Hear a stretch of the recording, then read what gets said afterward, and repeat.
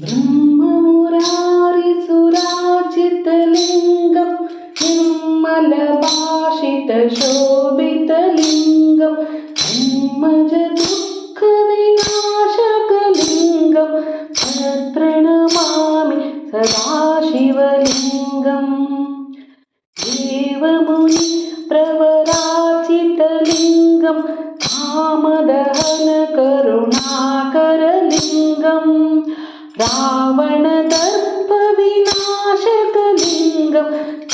प्रणमामि सदाशिवलिङ्गम्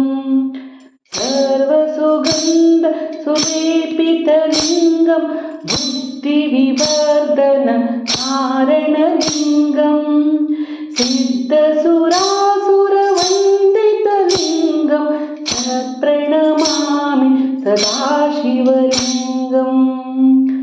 कनकमहामणिभूषितलिङ्गं कनिपतिवेष्टितशोभितलिङ्गं दक्षसुयज्ञविनाशकलिङ्गं प्रणमामि सदाशिवलिङ्गम् कुङ्कुमचन्दनलेपितलिङ्गं पङ्कजहार सुशोभितलिङ्गं सञ्चितपापविनाशकलिङ्गं प्रणमामि सदाशिवलिङ्गम् देवगणार्चितसेवितलिङ्गं भावै भक्तिभिरेव च लिङ्गं दिनकरकोटिप्रभाकरलिङ्गं तत्प्रणमामि सदाशिवलिङ्गम् अष्टदलोपरिवेष्टितलिङ्गं सर्वसमुद्भवकारणलिङ्गम् अष्टदरिद्रविनाशकलिङ्गं तत्प्रणमामि सदाशिवलिङ्गम्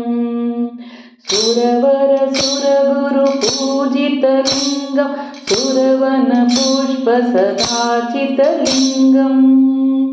परमपदं परमात्मकलिङ्गं तत्प्रणमामि सदाशिवलिङ्गम्